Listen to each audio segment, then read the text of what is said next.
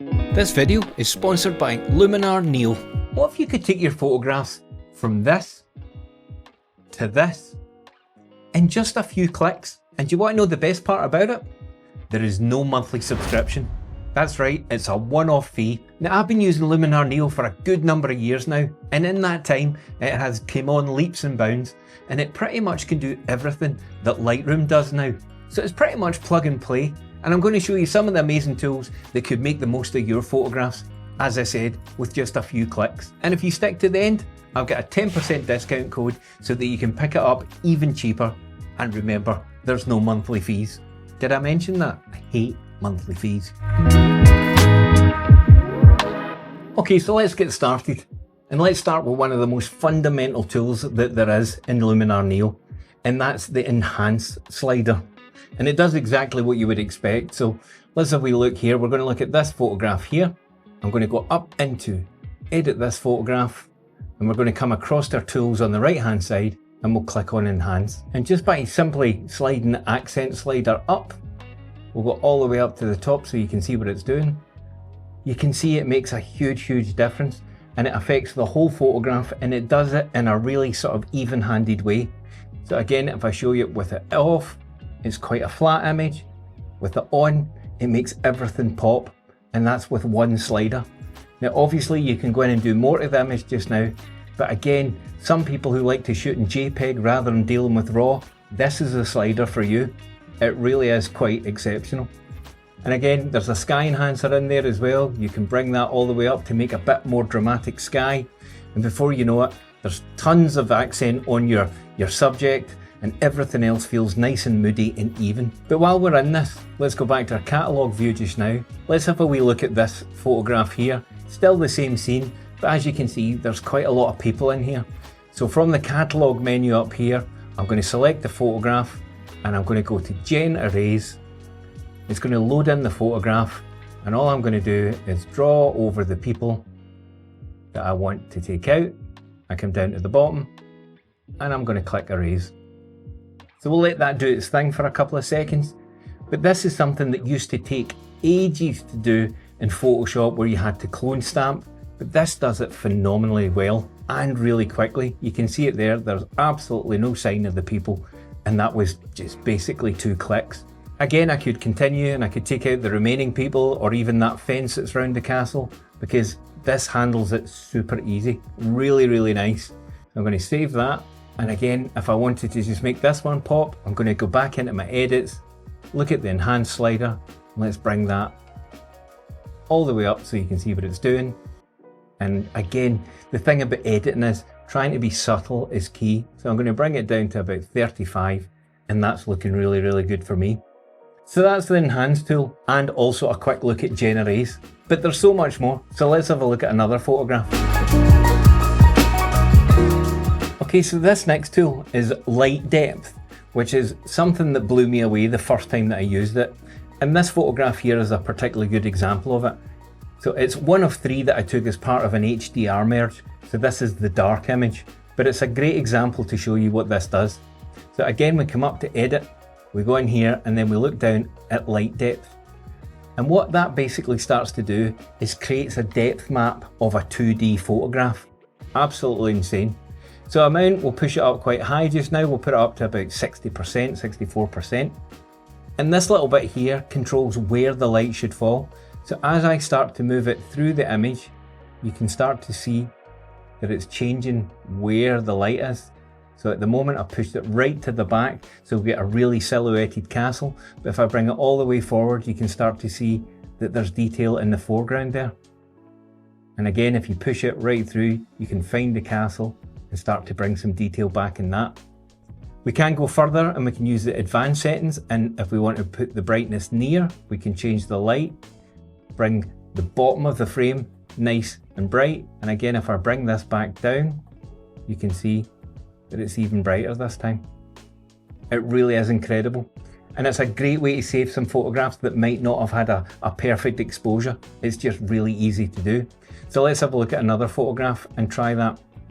So this photograph here, 2 little ducks or geese, and again I'm going to go into the edit button, I'm going to come down to light depth, I'm going to push the amount up, and you can see what it's already starting to do. So I'm going to push that all the way up to 100, so it's really, really obvious.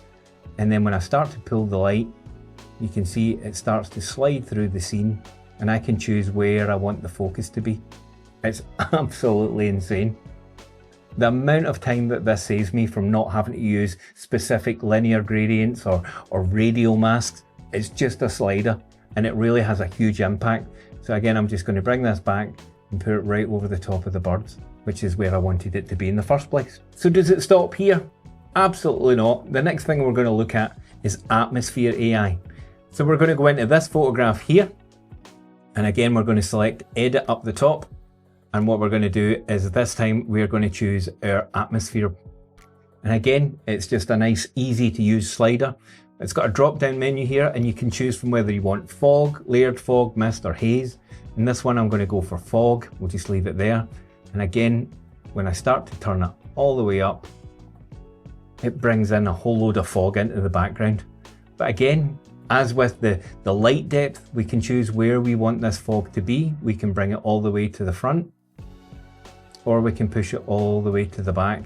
And again, that's a nice little trick if you've got something when you want to soften the background to bring more attention to the boat in the foreground. Okay, we've overdone it here. So we bring the amount down to somewhere like that. And again, your eye starts to get drawn to the boat. It's super easy. Now, the big thing that you might have heard when you think of Luminar Neo is sky replacement. They were one of the first companies, if not the first, to bring it in right at the very start. And this is a good example here. We'll use this image. So we've got a very clearly defined line of mountains there, which separates the sky from the ground. And we're going to go into our edit. And this time we're going to go into Sky AI. And you've got already with the software a whole load of different types of skies that you can replace. So I'm going to go into Sky Selection. I want to make this feel as if it was a kind of sunset image. So we're going to maybe choose, let's try this sky here. You click on it and that's it done. Now you might feel that that looks a little bit overbearing, but there is lots of different things that you can do to try and change it. You've got the sky orientation. You can change the horizontal position. You can change the vertical position. And also you can move it across a little bit just to make it slightly different. Again, you can refine the mask if you feel that it's overlapping a little bit. In this one, because it's such a clearly defined line between the mountains and the sky, there's really no need to do that. But again, scene relighting, this is super important, because if you put a really nice big pink sky and your ground is not reflecting that, then it starts to look very unbelievable. So again, you can change the relight strength, which darkens down the foreground, and you can change the saturation to bring both the sky and the foreground to match. Maybe a little bit on the strength, bring it back a little bit. And there you go. That there looks like a completely believable sky replacement. But I get that not everybody likes doing that and feels like it's cheating. And I must admit, I potentially fall into that camp, but really is quite useful if you ever find yourself out and all you've got is a really boring white sky or a blue sky. So we're not even nearly done, because as I said at the start of the video, you can use Luminar Neo exactly the same way you would use Lightroom. So you can go in and start changing the shadows, the highlights, the whites, the exposure, the contrast. So let's do that just now. I'm going to choose an image we've not looked at yet. Let's pick this one here. So as you can see, this is a really well framed photograph, but it's really bland and boring, and the colors don't really do anything, and there's not any dramatic light in it. So we're going to go into edit. And this time, all we're going to do is we're going to come down and we're going to look at the develop settings. And the develop module is pretty much everything that you would see in Lightroom. So we've got exposure, we can blow up the whole image, we can darken it all down. We've got highlights, we can push them up, we can take them down. And again, we can boost the shadows, which is what most people do. Drop the highlights, pump the shadows, all of that sort of thing. And all of a sudden, we're starting to get a more moody image.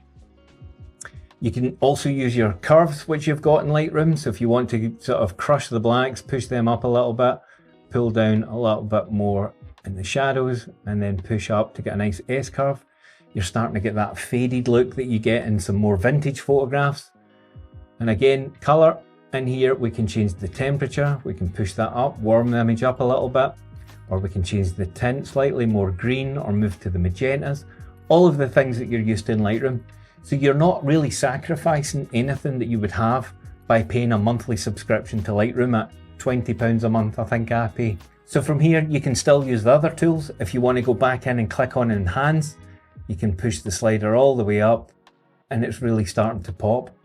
So again, much better than it was with the very first image if we look back at what it was like. So that's a really useful tool. You just click on it, you've got a before and after comparison so you can see how far you've taken your edit, and if it doesn't feel natural, then it's time to go back in, maybe back into the development settings, bring the exposure up a little bit. But as you can see, it's far more punchy of an edit than it was when it came straight out of the camera. So I think that that's one of the most important things, is a lot of people think that if they're going to buy Luminar Neo, it's maybe a little bit gimmicky with sky replacements, and you're giving up the full control of using Lightroom, and nothing could be further from the truth. But here's the thing, the guys at Luminar, they also know that a lot of us like Lightroom. We've spent years mastering it, and the great thing about is if you buy Luminar Neo, you can install it so it's a plugin in Lightroom. So you can do whatever editing you want to do there, and if you want to get into some of these tools later on in your edit, you can export it into Luminar Neo, make your adjustments, and then save it straight back into Lightroom. The amount of flexibility you get is truly incredible. And did I mention they've got a mobile app? If you want to start your edit on the train home or when you're going on holiday and you've not got your laptop, you can start the edit in your mobile phone and then you can send it through to the desktop and you can finish it there. And did I mention there's no subscription for this? It's a one-off payment, but if you do want to pay a little bit extra every year for the updates as and when they come, you can do that. But if you're happy with the software as it is, there's no need to do that. So again, they leave it in your court to decide what it is you want to do. So on to one final thing, and this absolutely blew my mind, and it's the restoration tool. If you're like everybody else in the world that's got plastic bags full of old Polaroid photographs or things that you got developed at Boots, are you old enough to remember that? Then all you need to do is lay the photograph on a table, take a photograph with your mobile phone, and then in Luminar Neo, you drag and drop it, and all of a sudden you can choose whether you want to make it a color image, whether you want to restore the scratches that might be in it, and again with a little bit of post-processing afterwards, you can cut and paste. But basically, this is what I ended up. Properly coloured, looks absolutely fantastic, and it brought a few tears to eyes when I'd finished doing this. That's how authentic it is. And again, let's just embarrass myself here. So we've got a really super faded image here of me having a bath in the sink. I'm fairly sure you remember that as well. And by taking it through the restore button, we ended up with this. I don't know what this is down here. I need to go and get that checked out at a doctor's. I'm fairly sure it's not there anymore. I'm fairly sure this is me, to be fair. But again, I think you'll find the colours are just absolutely fantastic. And if you want to, you can then go back into your edit. You can go into the develop module. If you want to increase exposure, take it down. If you want to put some more detail and sharpness into it, you can do all of this. And again, there's other tools in there if you want to expand things. For example, if we take this image here, I can go into Generative Expand. It loads it in, it checks the photograph for what I'm looking for. And I think the castle's a little bit too close to the right hand side. Let's move it to more to the rule of third. And then all we have to do, click on expand. Give it a little bit of time to do its magic. So there you go. We've got Generative Expand in here, and it's something that the team keep working on. There are other models out there that maybe do a slightly better job, but again, you can then go back in with a brush and you can make that come in a little bit smoother. But again, you don't have to take it from Lightroom into Photoshop back to Lightroom. Luminar Neo has all the tools, and it's a little bit of trial and error until you get what you want. Truly, truly magnificent. So when you think about all the different tools that you've got at your disposal here, if you're one of those people that thinks, I don't like editing my photograph, it's too much hassle, then this is definitely the software for you. It's super intuitive to use, it's moving sliders, it's not having to understand lots of different complicated tools. They all work very, very similarly, and it's a great place to start your editing. But that doesn't mean to say that you can't do more advanced edits with it. Like I've said, you can use all of the benefits of Lightroom by going into the develop module, and you will be an absolute pro at this in no time. So if you think this is something that will help you get the most out of your photographs, then as I said at the start of the video, there's a 10% discount if you use the code that's on the screen just now.